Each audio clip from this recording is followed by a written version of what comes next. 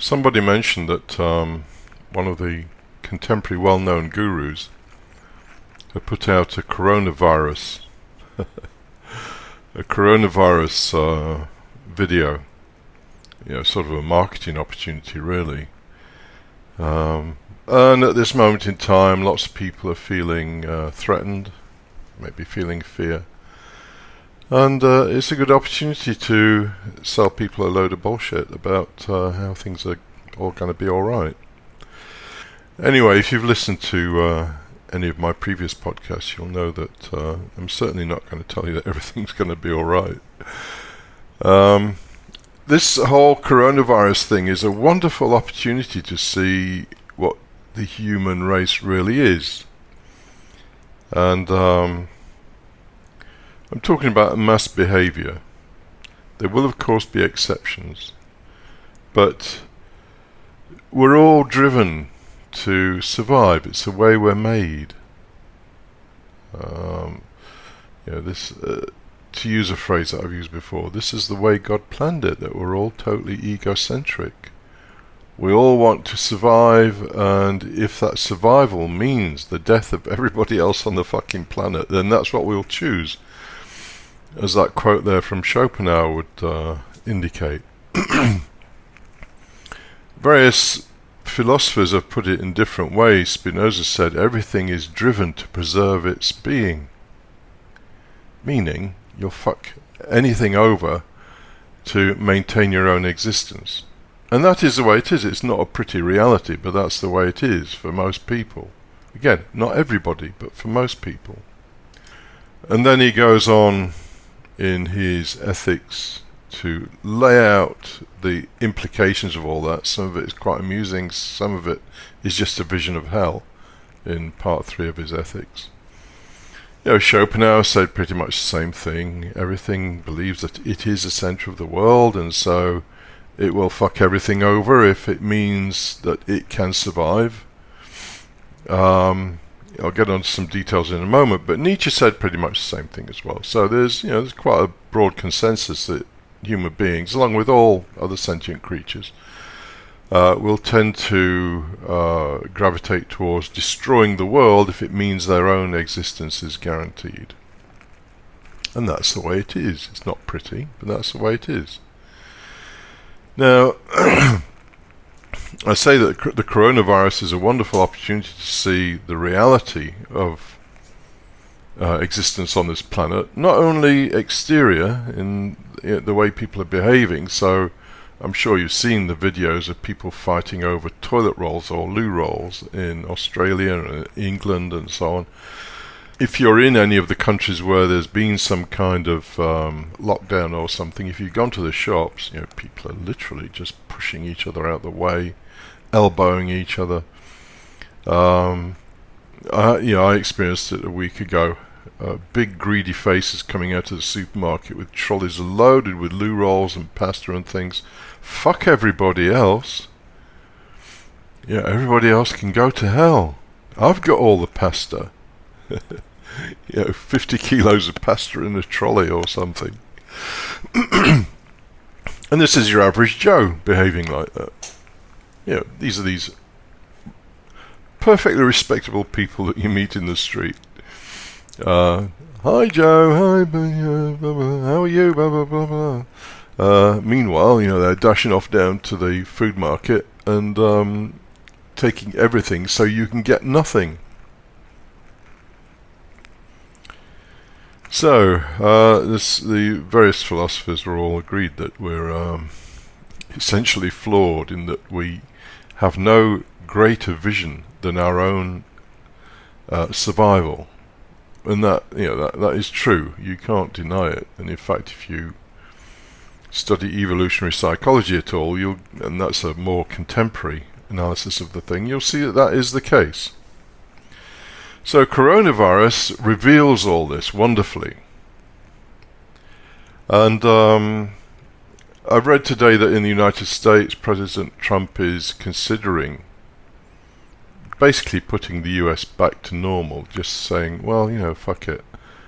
Let's have a couple of million old people die before their time, just so that we can get the economy going again. Um, so that people can go and eat at McDonald's and buy a new iPhone and things. Oh, fuck those 2 million. And it won't actually all be old people. There's a 1% of the people who get it. So if a population of 350 million in the United States, there's a 1% chance or thereabouts of mortality if you are a younger person. So 1% of 350 is 3.5 million people. Potentially snuffed out. Because no precautions were taken, just to get the economy going again. Anyway, that may not happen, but that apparently is what is being thought of at the moment. And again, I refer to that quote by Schopenhauer. Ask one person, dear Mr. So-and-so, we can snuff out 3 or 4 million people, and that will get you better chances of being re-elected. Should we do that? Oh yeah, let's do that, sure. So, this is what's driving the whole thing. This is the way God planned it. I don't know if you remember that stupid song from way back in the 1970s, I think it was. So I'm an old guy. I think I've had the coronavirus or getting over it. But a 3 or 4% chance of dying if you get it. And at a personal level, what's happening? Well, people are getting frightened. Of course they are, because here's the way the whole damn thing works. Your whole emotional makeup is driven by your survival prospects. When your survival prospects are good, you feel pleasure, happy. Let's sacrifice those 3 million people just so that we can go to McDonald's and buy iPhones. When your survival prospects are threatened in some way, then you are unhappy, you're in pain. So, oh fuck, I might get this. Oh fuck, I might die. Oh, I might lose my job. Oh, I'm not going to have any income for the next 4 months. And so we feel pain and we'll do anything to try and run away from pain. So again, if that means sacrificing 3 or 4 million people, fuck, let's do that. And that's the way the whole thing works. So because most people are feeling threatened, they're in some kind of pain.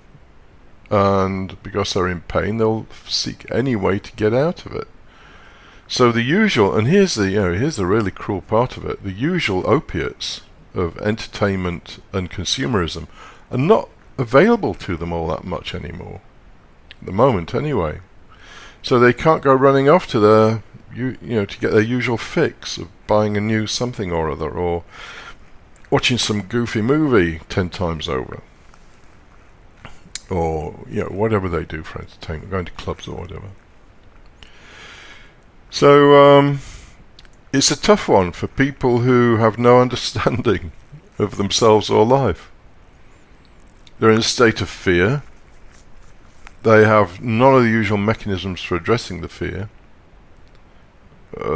Mainly denial and distraction. And therein lies a clue as to how to deal with it, but I'll get onto that a little bit later.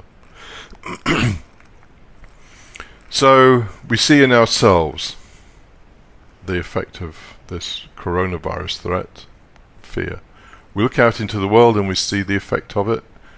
People running roughshod over other people, hoarding stuff, and you probably saw the news headlines about the Republican senators in the United States who got a briefing on the effects of coronavirus and thought, oh fuck, we better sell our stocks. So they sold the shares and stocks, having had this confidential briefing, and then the market tanked. And there's a bit of a hoo-ha about that, but no doubt they'll get pardoned or something.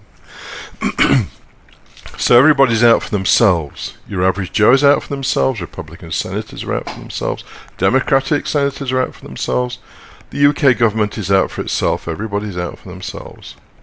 And in the UK, the messages have been very clear. If you go out and mix with a whole pile of people, well, if you're young, then you're probably not going to die from it. But guess what? When you go and visit your grandmother or something, you're going to pass it on, and they may well die from it. But do these young people give a fuck? No, in the main they don't. So, back to that quote from Schopenhauer. The other thing that's happening is that there's now a hope among the naive that this will bring about some change in the world order. It will not bring about a change in the world order. Nothing ever does. Because I've gone through the basic dynamics. The power possessors are always going to exploit the sheeple, as they call. And the power possessors are very good at manipulating the sheeple. It doesn't really matter what's going on. There will always be people seeking power, and people seeking power are always corrupt, and they are typically psychopathic. So they don't really care about what's happening to everybody else. This is not going to bring about a new world order. To use that immortal line from that song by The Who, I think it was called We Don't Get Fooled Again, the new boss will be the same as the old boss, and possibly worse. In truth, nothing's going to change anyway, other than a whole pile of people are going to make a whole load of fucking money out of this. You know, Nicholas Taleb, who basically bets on big events, is probably making a whole pile of money out of this. The pharmaceutical companies are probably rubbing their hands, waiting for it to reach a stage where they can make a whole pile of money. It's only basically the people who've really got no leverage in all of this who are going to suffer. But lots of other people are going to make money. This is the way God planned it. We didn't make ourselves, we didn't turn ourselves into these monstrous, egotistical creatures that would sacrifice the whole world to save our own skin. We're just like that, all of us. So, in summary, to try and bring this whole thing to an end, 3 things.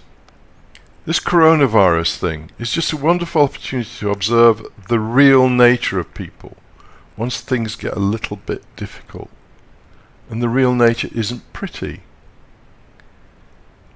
You know, just watch those videos of people fighting in shops over toilet rolls. And the interesting thing is, none of them know why they want the toilet rolls. This is not an illness that gives you dysentery or anything. So, observe that. Totally irrational, totally herd-driven, totally competitive, totally selfish. That's the nature of the beast, the real beast, not the one that's all nice and polite to you in the street when things are going well. So that's one thing. So that's what the corona fear can reveal to you. The other one is your own fears. The way to deal with that, although very few people can do it, and there are much more extensive instructions on the Patreon channel I've got, but the way to deal with fear is to go into it, not to deny it. You know, a little saying, whatever you resist tends to persist. If you try and avoid fear, it just gets worse. In fact, you get anxious. Anxiety is always suppressed excitement, you know, excitement of some kind, fear or whatever.